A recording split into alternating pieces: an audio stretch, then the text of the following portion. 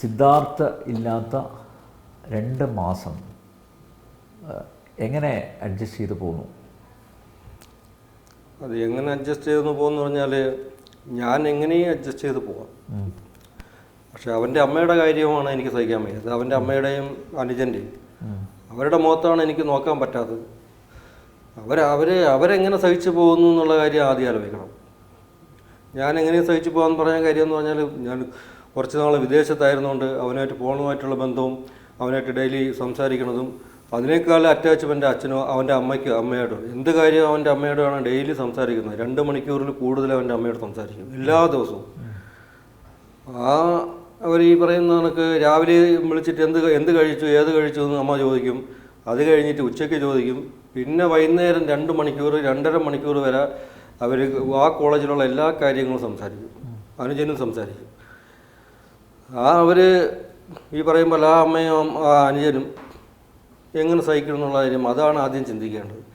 പക്ഷേ ദൈവം ശക്തി കൊടുക്കുമായിരിക്കും. എന്തായാലും CBI എത്തി, CBI സംഘത്തിന് മുന്നിൽ മൊഴി കൊടുത്തിട്ടുണ്ട് അല്ലേ? അതെ. ഇത് ആത്മഹത്യയല്ല, ഇത് കൊലപാതകമാണ് എന്ന് തന്നെയല്ലേ CBI സംഘത്തെ അറിയിച്ചിരിക്കുന്നത് അല്ലേ? തീർച്ചയായും ഞാൻ അങ്ങനെ തന്നെയാണ് പറഞ്ഞിട്ടുള്ളത്. ആത്മഹത്യ ഇതല്ല, കൊലപാതകം തന്നെയാണ് നടന്നിട്ടുള്ളത്. കൊലപാതകം നടന്നിട്ടുള്ളത് കൊലപാതകം ചെയ്തിട്ടുള്ളത് ആ SOPയുടെ സംഘടന തന്നെയാണ് നടത്തിയിട്ടുള്ളത്. അത് ഞാൻ പറഞ്ഞിട്ടുണ്ട്. അത് ഞാനൊന്നും മറച്ചു വെച്ചിട്ടില്ല. SOPയുടെ നേതാക്കന്മാർ തന്നെയാണ് ചെയ്തിട്ടുള്ളത്. അതിലവർ സംരക്ഷിക്കുന്നത് അവരുടെ പാർട്ടി തന്നെയാണ്. അതെല്ലാ കാര്യവും ഞാൻ പറഞ്ഞിട്ടുണ്ട്. ഞാൻ തീർച്ചയായും പറഞ്ഞിട്ടുണ്ട്. ഒരു കാരണവശാലും ഒരു ചാൻസ് പോലും ഇല്ല എൻ്റെ മകൻ ആത്മഹത്യ ചെയ്യാനായിട്ട്. അവൻ അത്രയ്ക്ക് മനസ്സുള്ളവനാണ്. അത് ഞാൻ പറയേണ്ടതല്ല പറഞ്ഞിട്ടുണ്ട്. അത് അവരന്വേഷിച്ചുകൊണ്ടിരിക്കുന്നു. ഇപ്പോൾ ഒരു അന്വേഷണം മാത്രമല്ല, എല്ലാ അന്വേഷണം നടക്കുന്നുണ്ടല്ലോ ഇപ്പം. കഴിഞ്ഞ ദിവസം ഒരു വർത്തമാന പത്രത്തിൽ ഇങ്ങനെ CBI ഈ മാസം തന്നെ കുറ്റപത്രം സമർപ്പിക്കും, കേരള പോലീസിൻ്റെ കണ്ടെത്തലുകൾക്കപ്പുറത്തേക്ക് ഒന്നും CBIക്ക് കണ്ടെത്താനായിട്ടില്ല എന്ന രീതിയിലൊരു വാർത്ത വന്നു. താങ്കളുടെ ശ്രദ്ധയിൽപ്പെട്ടിട്ടുണ്ടോ അത്? അല്ല, ഞാനത് എന്നോട് ഇങ്ങനെ ഒരാളിങ്ങനെ വിളിച്ച് പറഞ്ഞായിരുന്നു. എന്നെ വിളിച്ച് പറഞ്ഞ് ഇങ്ങനെ ഒരു സംഭവമുണ്ട്, അറിഞ്ഞിട്ടുണ്ടോ?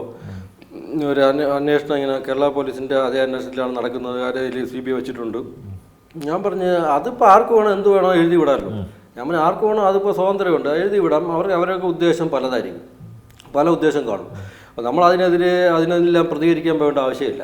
അതിന് CBI അവർ അന്വേഷണം പറഞ്ഞാൽ വളരെ ജെന്യുവിനായിട്ട് പോയിക്കൊണ്ടിരിക്കുക. അപ്പോൾ അതിന് വേണ്ടിയിട്ട് നമ്മൾ ഒരു അഭിപ്രായം പറയും, ആ അഭിപ്രായം പറഞ്ഞിട്ട് നമ്മുടെ വായിൽ നിന്ന് എന്തെങ്കിലും കേൾക്കണം, അങ്ങനെയുള്ള ഒരുപാട് ടീമുകളുണ്ട്. അത് അവർ നടക്കട്ടെ. ഇപ്പം ഒരു അന്വേഷണം മാത്രമല്ലല്ലോ, 3 അന്വേഷണം നടക്കുന്നുണ്ട്. CBI അന്വേഷണം നടക്കുന്നുണ്ട്. ഈ പറയുമ്പോൾ ഒരു തട്ടിൽ CBI അന്വേഷണം, രണ്ടാമത്തെ തട്ടിൽ ജുഡീഷ്യൽ അന്വേഷണം, മൂന്നാമത്തെ തട്ടിൽ മനുഷ്യാവകാശ കമ്മീഷൻ അന്വേഷണം. അപ്പോൾ ഇതെല്ലാം കൂടെ വന്ന് സംഗമിക്കണമെന്ന് പറഞ്ഞാൽ എൻ്റെ മോനെ കൊന്നവന്മാരെ നെഞ്ചത്തായിരിക്കും സംഗമിക്കേണ്ടത്. അതാണ് യഥാർത്ഥ സംഗമം. അല്ല യവന്മാർ പറയണമല്ല സംഗമം.